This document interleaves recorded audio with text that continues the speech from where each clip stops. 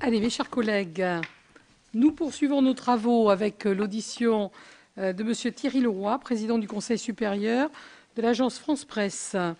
L'article 5, je rappelle, de la loi de 1957 prévoit que le Conseil supérieur de l'Agence France Presse examine les infractions de l'AFP à ses obligations, impartialité, exactitude, dont il est saisi par ses usagers ou les organisations professionnelles de presse. La loi du 17 avril 2015 portant diverses dispositions tendant à la modernisation du secteur de la presse a élargi les missions du Conseil supérieur de l'AFP. Alors, d'abord par une mission de veille, le Conseil supérieur pouvant adresser des observations au président de l'AFP et le convoquer. Une mission de suivi de l'activité, de la gestion et de l'indépendance de l'AFP. Et une mission consultative sur le contrat d'objectifs et de moyens. Alors, mon interrogation est grande sur votre véritable statut, Monsieur le Président. Le Conseil supérieur est-il réellement une autorité administrative indépendante, comme le Conseil d'État l'avait considéré dans son étude de 2001?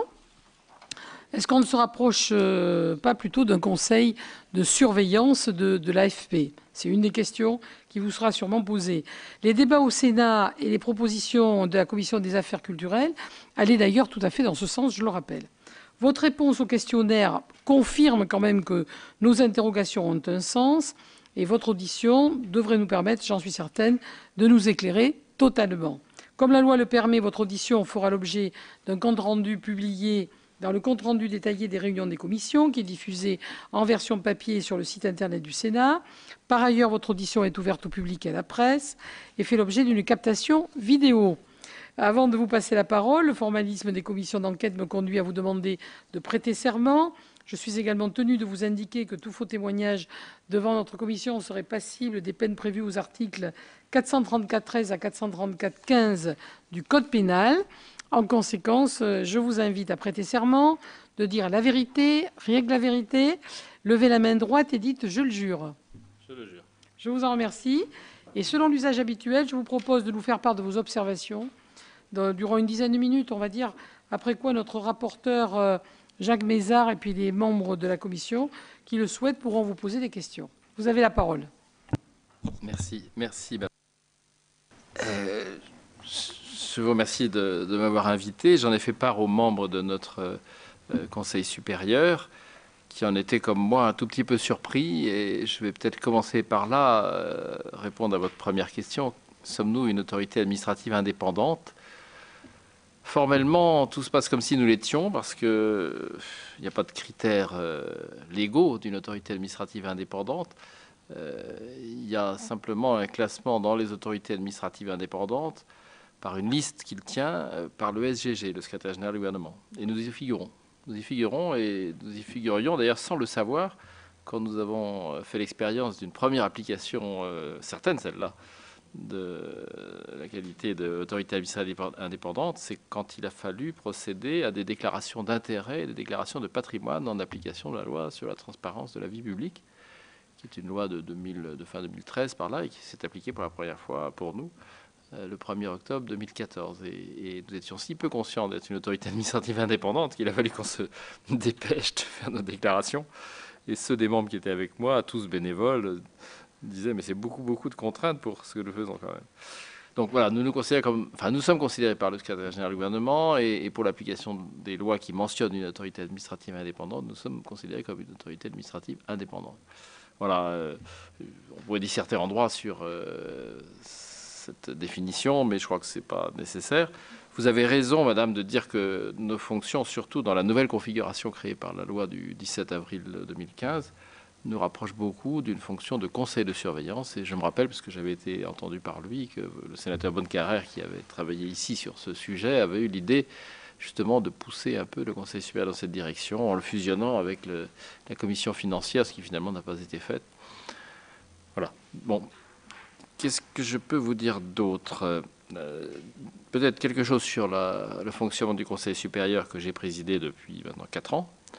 Et puis un mot sur la réforme telle que je la vois. Le fonctionnement du Conseil supérieur depuis qu'il existe, et depuis 1957, est un fonctionnement très modeste, comme le souligne sans doute la petite réponse que j'ai faite à votre questionnaire. Nous n'avons pas de moyens, mais nous n'avons pas de moyens, c'est assez justifié parce que nous n'avons pas beaucoup d'activités, pour tout dire. Et ça tient au fait que nous n'avons d'abord au fait que nous n'avons pas l'initiative de notre action et de notre travail. Nous sommes, d'après la loi, vous l'avez cité, uniquement sollicités quand il y a des plaintes qui se rapportent aux obligations de l'AFP, consignées dans l'article 2 de la loi de 57, qui sont en effet sur le contenu de l'information diffusée, l'objectivité, l'impartialité, l'exactitude, mais aussi, c'est d'ailleurs très intéressant, je trouve, la vision qu'on a eue en 57, sur le rayonnement international de cette agence, qui est une des obligations de l'agence. Elle a depuis, enfin, je pense depuis sa fondation, mais en 45 et entre 45 et 57, on avait encore une agence dont le marché était essentiellement français. Aujourd'hui, il est majoritairement à l'étranger. Si vous interrogez le président de l'AFP, il ne vous parle que des marchés étrangers où il est en concurrence avec beaucoup d'autres. Et donc, c'est devenu très important que la loi signale parmi les 2 ou 3 obligations majeures qui s'imposent à l'AFP une présence internationale par des établissements, par un fil dans plusieurs langues, etc. Enfin, la présence internationale que peut avoir une agence de presse.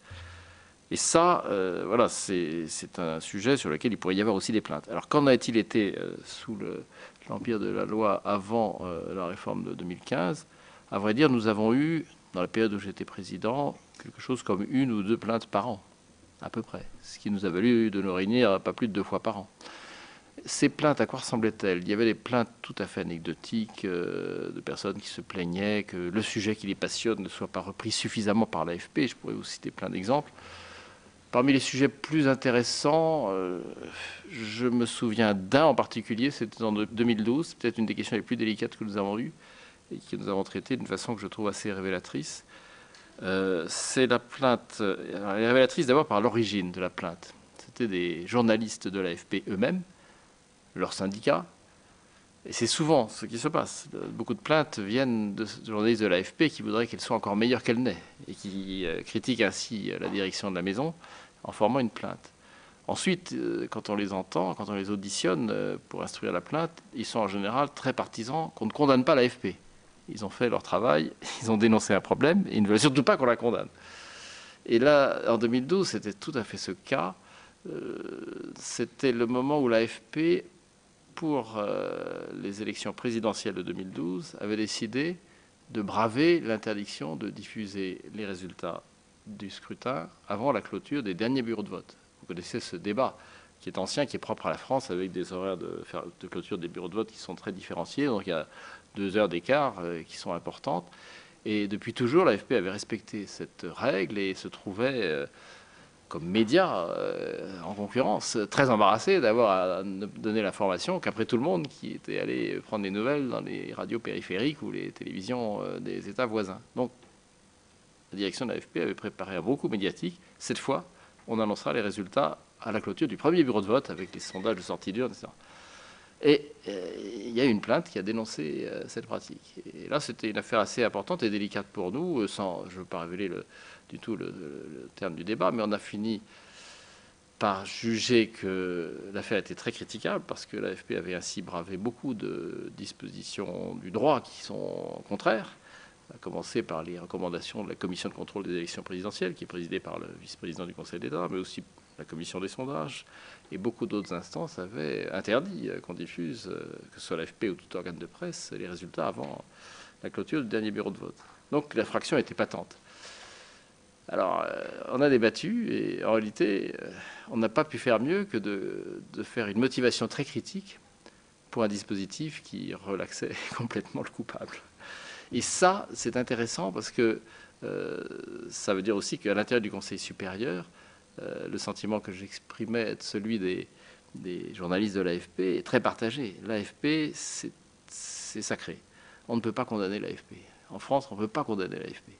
Donc voilà, j'explique ainsi, c'est une des raisons pour lesquelles l'activité de l'AFP du Conseil supérieur consistant à être juge de l'AFP quand elle manque à ses obligations, ça n'est pas impossible, mais c'est dans un contexte où ce juge ne peut pas être trop critique. C'est ce qu'il y a dans l'esprit de tout le monde, aussi bien de ceux qui se plaignent que de ceux qui jugent. Voilà, je fais cette remarque-là. Une autre raison de la modestie de notre activité venait d'une jurisprudence du Conseil supérieur depuis presque l'origine, consistant à interpréter ce que la loi appelle les usagers de l'agence France-Presse, ceux qui peuvent, d'après la loi, faire un recours et se plaindre. Et depuis le début, on a considéré qu'usager, ça voulait dire abonné, et donc pas lecteur de journaux, pas citoyen, mais simplement entreprise de presse. Alors évidemment, il y a beaucoup moins d'entreprises de presse qui sont tentées de se plaindre de l'AFP que le vaste public qui pourrait se considérer comme usager. Mais notre jurisprudence a été comme ça. On n'a pas modifié cette jurisprudence dans les 4 ans où j'étais là. Ça ne s'est pas d'ailleurs présenté. On n'a pas eu de plainte de quelqu'un à qui on a eu à dire vous n'êtes pas une entreprise de presse, donc vous n'êtes pas recevable. Voilà, donc le tableau était assez modeste. On avait chaque année l'audition du président de l'AFP qui devait nous faire un rapport sur son activité, mais c'était d'une banalité totale, enfin très intéressant pour nous, mais pas intéressant du point de vue de la fonction du Conseil supérieur.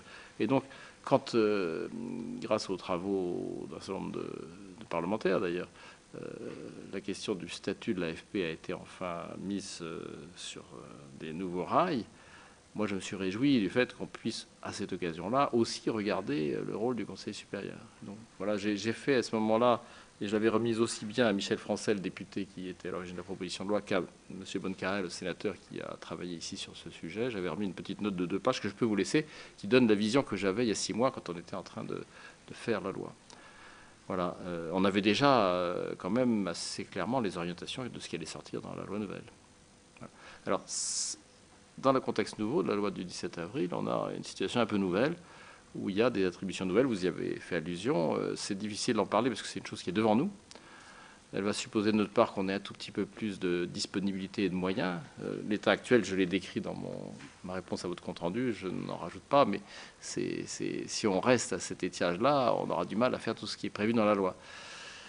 La seule question que je voudrais ajouter, peut-être pour ne pas prolonger cette introduction, c'est un sentiment que me laisse la contemplation du droit après la réforme. On a beaucoup d'instances collégiales qui vont avoir à jouer un rôle qui pourrait être celui d'un conseil de surveillance de l'AFP.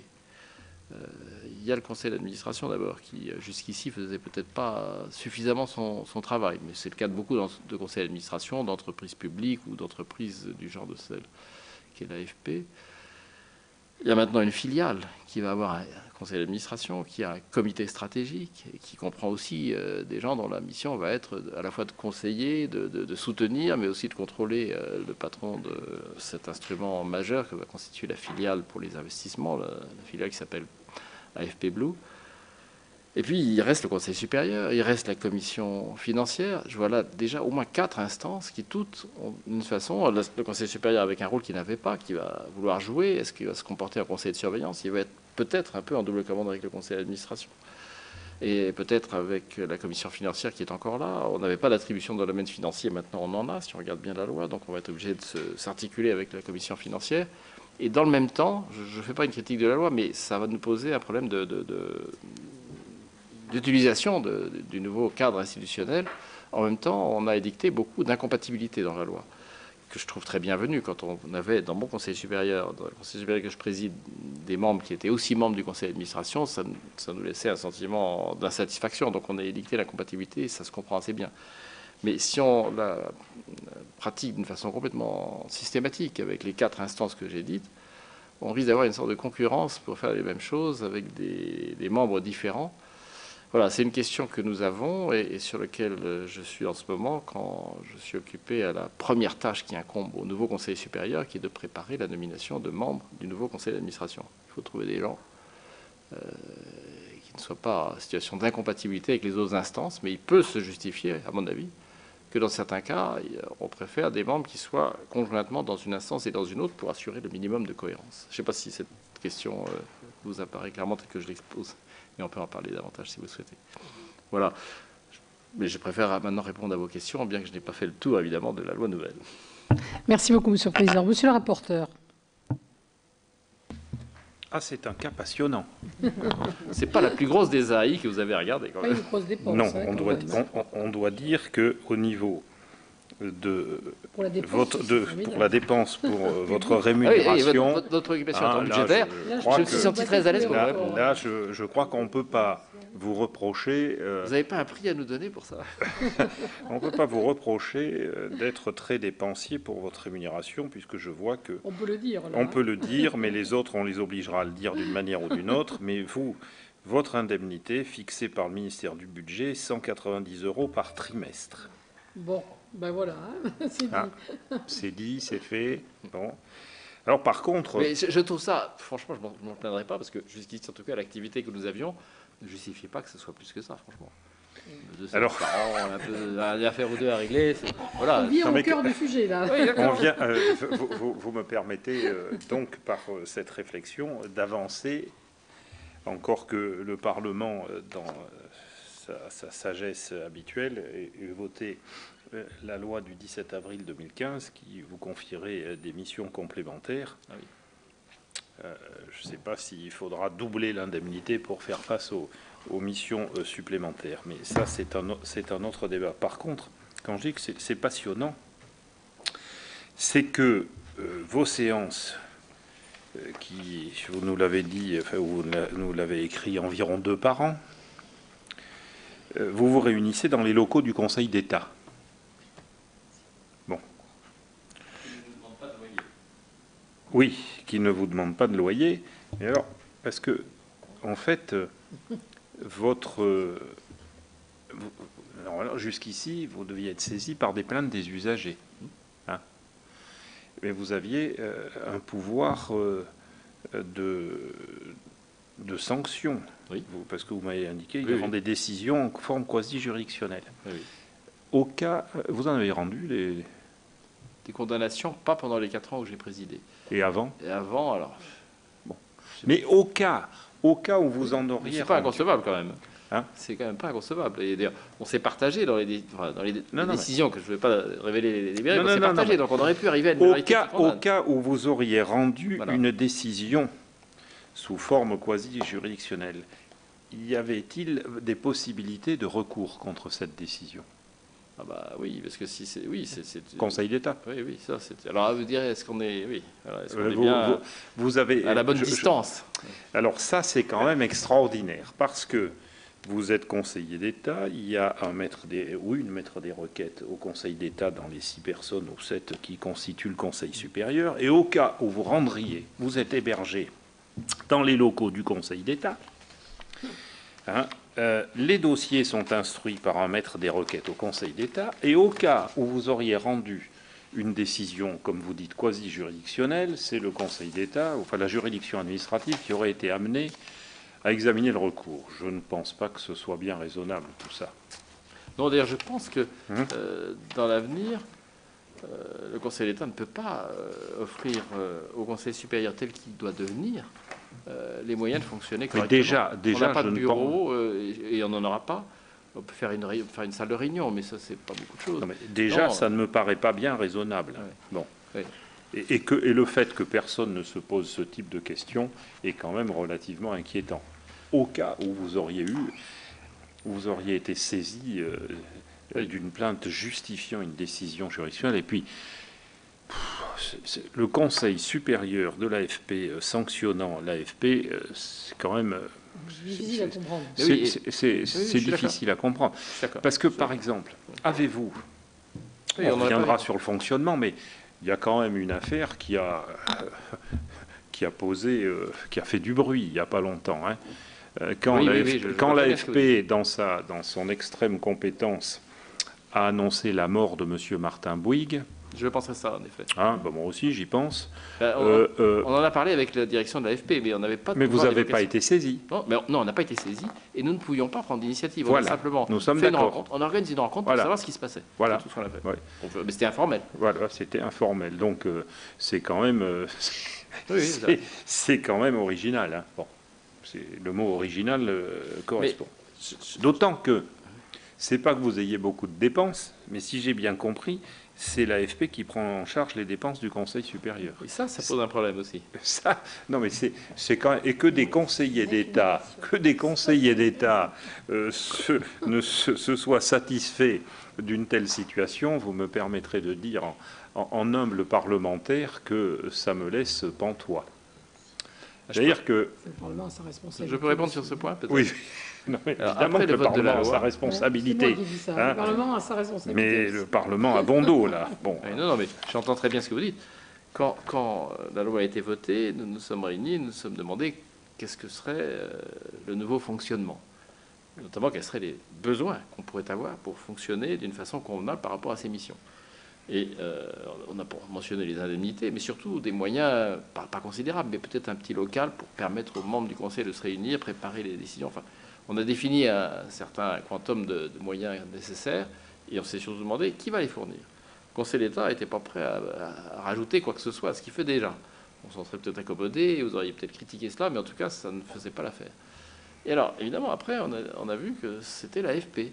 Et dans la note que j'ai faite au ministère de la Culture, qui est quand même le ministère concerné dans le gouvernement par ces affaires-là, je lui ai adressé, je pourrais vous la laisser aussi lire cette Oui, note. puisqu'on l'a J'ai pas. signalé qu'on ne pourrait probablement pas s'accommoder de moyens dépendants de l'organe que nous contrôlons, donc pas l'AFP. Oui, Donc j'ai rejoint tout à fait cette alors, c'est position. rassurant. Alors, vont-ils le faire? Ça, mais Non. bon, ça, on ne va pas leur coûter cher. Le rapport, il y est aidé. Monsieur le Président, oui, notre rapport va vous aider considérablement, je pense. Ah, formidable. Ah, mais vous êtes président d'une autorité administrative indépendante. Ce n'est pas nous qui le disons, c'est le Conseil d'État, dans son extrême sagesse, qui l'a dit. Dans la liste de 2000 heures. Oui. Dans le rapport. Oui. Mais il était déjà là. Bon, donc, Mais c'est pas jugé. et alors, à partir du moment où vous êtes une autorité administrative indépendante, d'ailleurs, ils vous l'ont rappelé, il vous a été rappelé que vous l'étiez, non seulement parce que vous venez devant nous, parce que nous, on s'est calé sur ce qu'on a trouvé, mais ils vous ont donc demandé de remplir les déclarations de patrimoine. Hein, Non, mais on s'en est souvenu in extremis. On n'y pensait vraiment pas. Mais on s'en est souvenu, on l'a fait. Donc ça prouve que vous avez été considéré comme une Oui, autorité oui, administrative indépendante. c'est ce que j'ai dit. Vous savez aussi, normalement, une autorité administrative indépendante, il doit y avoir une indépendance par rapport aux fonctions politiques. Bon. En regardant votre CV, j'ai eu le sentiment que ce n'était pas le cas. Bon, vous n'avez pas démissionné de vos fonctions d'élu municipal. Oui, je ne crois pas qu'il y ait vraiment. Enfin, on peut apprécier. Non, mais... Ou vous l'êtes pas. Hein. Bon.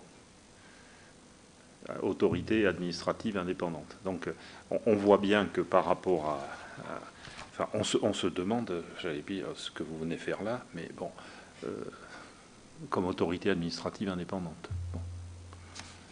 Moi, en tout cas, c'est pas ce mon... que vous me dites, ça.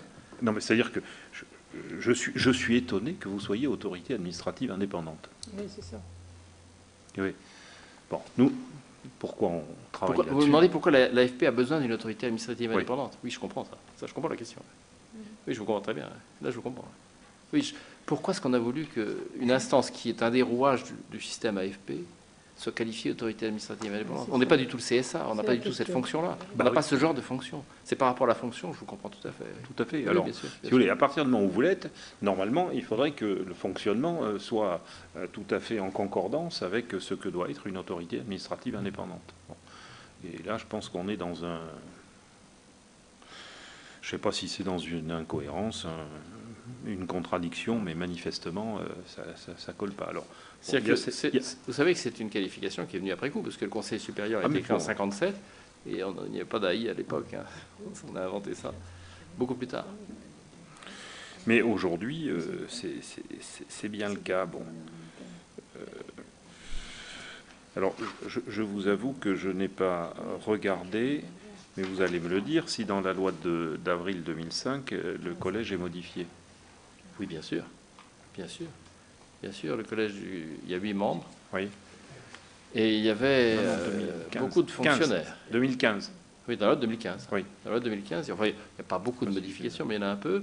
Il y a des représentants des journalistes, il y a des représentants des entreprises de presse, privées et publiques, et tout ça, ça fait la moitié. Et l'autre moitié, c'est Ah oui, c'est ça, des membres d'autorités judiciaires indépendantes, quand même, Cour de nouveau. cassation et Non, Conseil mais d'État, d'accord, d'une oui. part. Non, mais Et je puis- l'avais, c'est le nouveau. Oui. Et puis 2 parlementaires. 2 parlementaires qui sont nouveaux et qui remplacent 2 fonctionnaires qui étaient un ambassadeur et un préfet honoraire. Et cette substitution est en cours. Donc ça change un peu, effectivement. On change un peu le profil. Si je peux prolonger votre réflexion sur l'indépendance, il me semble qu'on est tout de même dans une problématique d'indépendance, au moins par rapport à l'État et par rapport à tout ce qui peut être groupe de pression en matière de médias ou de presse. Autrement dit, on ne peut pas... ça ne veut pas dire qu'il n'y a pas de fonctionnaires ni de représentants d'entreprises de presse dans le Conseil supérieur. Et il faut bien trouver des gens qui aient une certaine connaissance des sujets et ils ne sont pas donc, dans cette mesure totalement indépendants, si on veut une indépendance à 100%. Mais malgré tout, le Conseil supérieur n'aurait pas ce rôle s'il pouvait être suspecté d'être soit dépendant de l'AFP, soit dépendant de l'État, soit dépendant de la presse. Et quand je dis ça, dépendant ou indépendant, c'est pas tout à fait binaire, c'est une question de proportion, à mon avis. Voilà, quand un conseiller d'État, vous allez dire, est-ce qu'il est indépendant de l'État? On le suppose, puisqu'il est juge de l'État, mais malgré tout, on peut aussi le discuter, comme vous l'avez fait tout à l'heure. Oui, et je dirais qu'une entreprise de presse, on a par exemple actuellement, on avait dans la configuration de l'année dernière le président de France Télévisions dans nos membres. Bon, ben, il n'est pas tout à fait indépendant de l'abonné à l'AFP qui est France Télévisions pour beaucoup d'abonnements.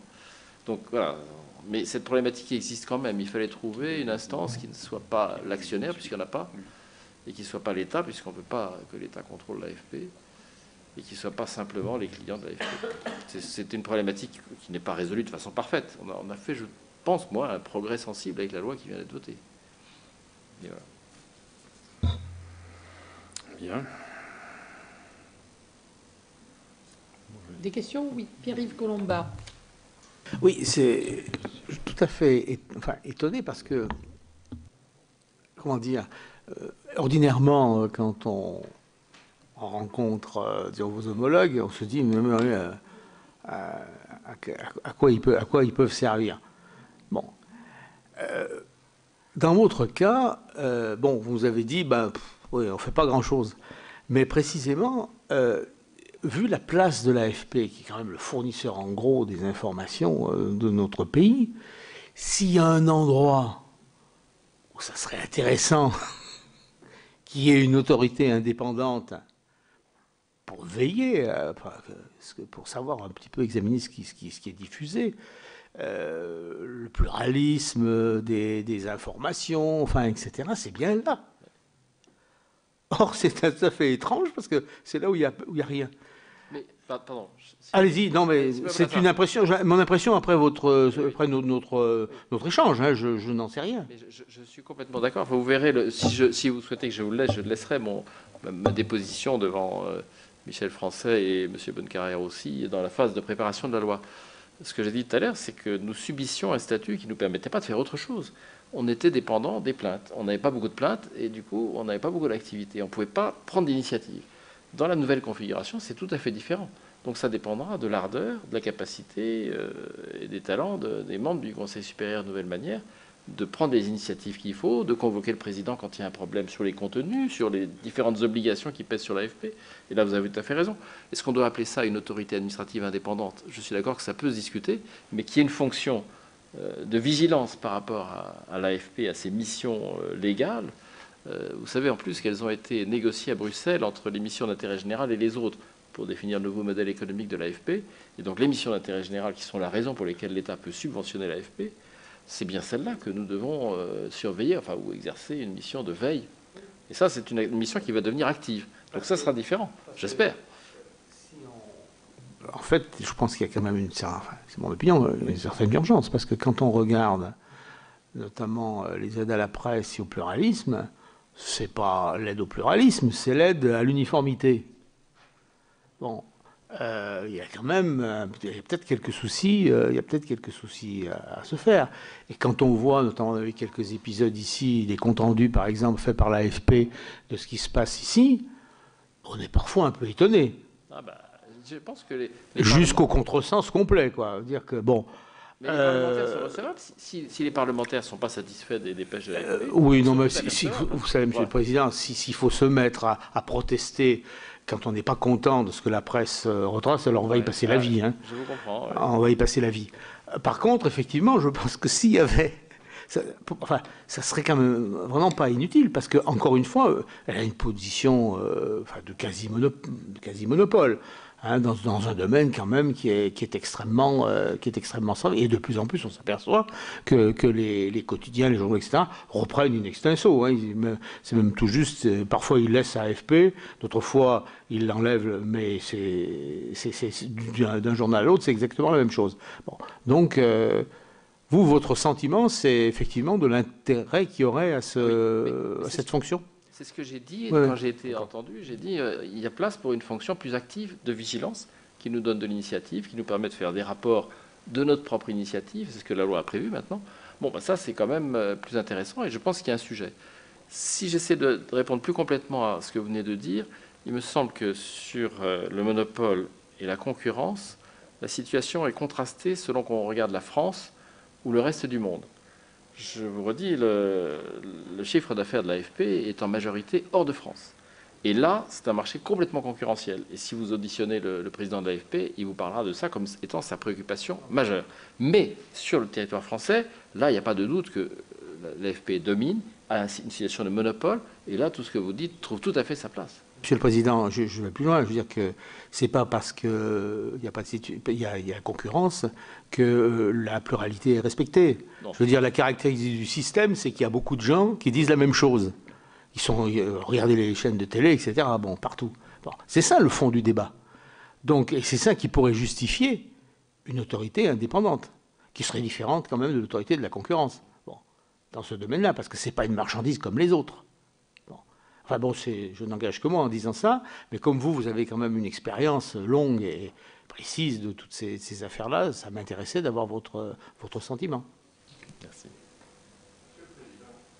Sur cette loi de 2015, que dans sa grande sagesse, une fois de plus, le Parlement a voté, et j'ai dû le faire. Ça, vous savez, on en a beaucoup de textes. Mais qui est à l'origine de ce fameux texte? Vous devez le savoir. Pas forcément, parce que nous sommes indépendants, y compris de l'AFP, y compris du ministère de la Culture, qui est le ministère compétent. Vous avez bien non, rencontré... Ce que j'en sais, non, mais oui. j'ai rien à vous cacher, franchement.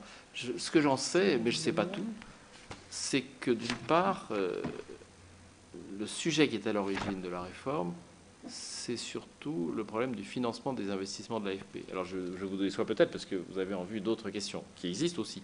Mais ce qui a préoccupé les présidents de l'AFP, j'en ai connu beaucoup, c'était de trouver les moyens de financer les investissements qui leur permettaient de faire face à ce que j'appelle la concurrence. Donc c'est un raisonnement de chef d'entreprise qu'ils ont eu.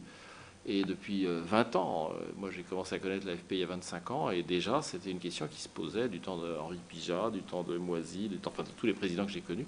Ils avaient tous cette question, comment financer mes investissements? Ils n'y arrivaient pas par les recettes d'abonnement, parce que les clients étant majoritaires au conseil d'administration, ils avaient surtout comme préoccupation de ne pas augmenter les tarifs, et ça ne donnait pas de marge de financement à l'AFP. L'AFP n'a pas de capital, donc pas de capacité d'emprunter. Et voilà, on était réduit à trafiquer les abonnements de l'État qui étaient calculés forfaitairement de façon qu'il y ait une aide de l'État à l'AFP. Et ça a fini par échouer devant le droit de l'Union européenne. Et la Commission européenne a enregistré une plainte d'un concurrent allemand qui a dit « mais nous sommes en face d'un concurrent, l'AFP, qui est aidé par l'État, aide publique, aide d'État ». Et pendant 2 ans, il y a eu une négociation entre l'État français d'un côté avec l'AFP et la Commission européenne de l'autre, pour arriver à trouver un arrangement qui s'est traduit par la création d'une filiale. Enfin, le dispositif, vous le connaissez, il est d'ailleurs bien inscrit dans la loi, une filiale qui pourra investir avec des financements qui seront apportés par la Caisse des dépôts. Enfin, je ne redécris pas le système, vous le connaissez. Alors, pourquoi c'est venu à ce moment-là? Pourquoi? Alors, ça a pris la forme d'une initiative parlementaire et non pas du gouvernement, mais ça, je le comprends assez facilement. Aucun gouvernement ne veut, vis-à-vis de l'AFP, avoir l'air d'être à l'origine de la réforme. Il y a une sorte de susceptibilité. Je pense que c'est droite et gauche pareil. L'AFP a un statut qui fait que on peut comprendre qu'il y a une initiative parlementaire, mais une initiative gouvernementale en direction de l'AFP, ça risque d'être suspect, et les gouvernements sont prudents, et ne l'ont pas fait, d'ailleurs j'en ai vu aucun. Et ça, je comprends donc que l'initiative soit venue par le Parlement. Alors il y a eu d'un côté donc cette négociation à Bruxelles, et puis de l'autre côté l'initiative parlementaire, qui au passage a saisi quelques-unes des questions de gouvernance qu'on a évoquées précédemment. Voilà, c'est comme ça que je comprends l'histoire. Mais je ne saurais pas dire qui était à l'initiative exactement. Michel Français est celui qui a déposé la proposition de loi à l'Assemblée nationale. Mais je me garderai bien de dire que c'est lui tout seul. C'est un ensemble d'acteurs qui ont certainement souhaité cette réforme. Et l'AFP a été évidemment, à mon avis, très partie prenante dans cette réforme pour les raisons que j'ai dites. Ils avaient besoin de changer leur modèle de fonctionnement économique. Je ne sais pas si ça répond à votre question. Si. C'est comme ça que je le comprends. Peut-être il y a des choses que je ne sais pas forcément. Michel Calevet. Oui, Madame la Présidente, merci. Monsieur le Président, j'avais juste une question de savoir s'il existait d'autres organisations analogues en Europe ou dans le monde à celles qui existent en France par le biais de cette autorité indépendante, à votre connaissance. Non, il n'en existe pas à ma connaissance, mais j'ai pas, ça fait pas longtemps que je suis là, présidence de l'AFP, j'ai pas eu l'occasion de visiter Associated Press, par exemple, ni Reuters, mais je ne crois pas que ces entreprises qui sont purement privées et commerciales, qui ont des capitaux, c'est leur avantage par rapport à l'AFP, ou les entreprises plus petites, les agences de presse allemandes, il y a des agences nationales qui existent en Europe, il y a plusieurs agences nationales, elles sont d'origine privée. Nous sommes peut-être le seul pays à avoir défini un statut qui est vraiment sui generis, sans capital. Et donc indépendante pour cette raison du capital, si on veut dire, mais aussi de l'État. On n'a jamais voulu en faire une entreprise publique. Et donc, on n'a pas eu l'occasion, dans les pays où il y a des agences de presse, petites ou grandes, de créer un conseil supérieur comme le nôtre. Ça, je pense qu'on est en effet unique à cet égard. C'est vrai ça nous manque, vous avez raison de poser la question, parce que ça nous manque, on n'a pas de référence. Comment devons-nous nous comporter? Devons-nous, et maintenant c'est une question que nous avons, devons-nous essayer de nous comporter comme une sorte de conseil de surveillance? Ou comme une sorte de CSA au petit pied? Voilà. Bon, c'est une question qui est ouverte pour nous. Petit pied. Non, je n'en pas. Ça promet. Je suis pas sûr qu'on va reprendre cette expression. Pas la prétention de comparer, c'est ça que je veux dire. Je pense qu'on va se servir de cette formule. Le rapporteur va le faire la prochaine fois, oui. Bon, Non. chers collègues, pas d'autres questions? Monsieur le rapporteur, non plus. Merci, Monsieur le Président, de votre, justement, vous avez vraiment répondu à nos questions et c'était très, très agréable. Merci beaucoup.